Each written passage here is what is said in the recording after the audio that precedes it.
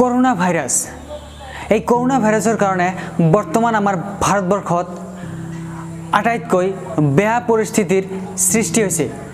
অর্থাৎ করোনা ভাইরাসের কারণে ভারতবর্ষর প্রায় সকল মানুহে এক সংকটময় অবস্থাত পৰিব লগা হৈছে।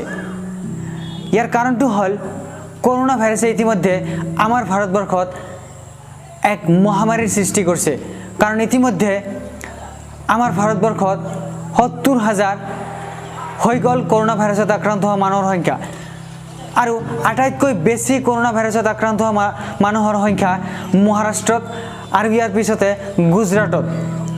গুজৰাটত মই ভাবো নমস্তে ট্ৰাম্পৰ ফল হয়তো এই কৰোনা ভাইৰাসৰ কাৰণে আটাইতকৈ দুখ পাইছে সাধাৰণ খাটি খোৱা লোক, যিসকলে মজদুৰ, যিসকলে বেলেগৰ আণ্ডাৰত কাম কৰি খাইছিল, যিসকলে কোনো নহয় কোনো কোম্পানীৰ আণ্ডাৰত কাম কৰিছিল, তেওঁলোকে আটাইতকৈ বৰ্তমান সংকটময় অৱস্থাত পৰিব লগা হৈছে। তেওঁলোকে আটাইতকৈ বেছি আৰ্থিক অনটনত পৰিব লগা হৈছে। কাৰণ তেওঁলোকৰ হাতৰ পৰা বৰ্তমান নিজৰ কৰ্মটো হেৰাই গৈছে। অৰ্থাৎ নিজেৰ কৰ্মৰ পৰা বিৰত থাকিব লগা হয়েছে। আৰ যাৰ কাৰণে এই সকল সাধাৰণ খাটি খোৱা মজদুৰৰ আজি এনেকুৱা আৰ্থিক অনাটনত পৰিব লগা হয়েছে। এই সকল সাধাৰণ খাটি খোৱা লোকৰ ঘৰত বৰ্তমান এনেকুৱা অবস্থা যে তেওঁলোকৰ ঘৰত এসাঁজ খাবলৈকে নাই।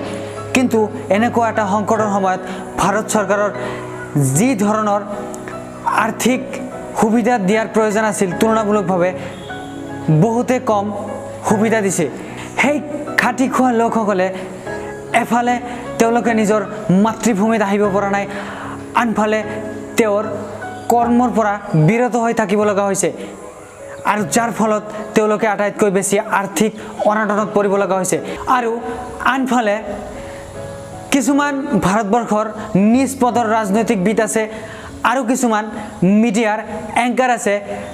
এই সকল গাদ্দাৰে যিকোনো বস্তুক সাম্প্ৰদায়িক লৈ যোৱাৰ কাৰণে যিকোনো পদ্ধতিতে প্ৰয়াস কৰিবই। সেয়েহে এই সকল নিউজ চেনেলৰ পৰা সম্পূৰ্ণভাৱে বিৰত থাকি মানৱতাক আগত ৰাখি এই ভয়ংকৰ মহামাৰীৰ সৈতে সম্পূৰ্ণভাৱে আমি সকলে যুঁজ দিওঁ। কাৰণ কোনো ধৰ্মই কেতিয়াও মানুহক বেয়া পথত লৈ নাযায়। ধৰ্ম কেতিয়াও বেয়া হ'ব নোৱাৰে। যদি বেয়া হয় সেইটো মানুহে অকল বেয়া হ'ব পাৰে, ধৰ্ম কেতিয়াও বেয়া নহয়। আৰু বেয়া মানুহৰ কেতিয়াও কোনো ধৰ্ম নাথাকে। সেয়েহে আমি সকলে নিজক আৰু ইয়াৰ উপৰি নিজৰ পৰিয়াল আৰু নিজৰ ৰাজ্য, নিজৰ দেশখন নিজে কঠোৰভাৱে থাকি এই মহামাৰীৰ সৈতে যুঁজ দি যাওঁ।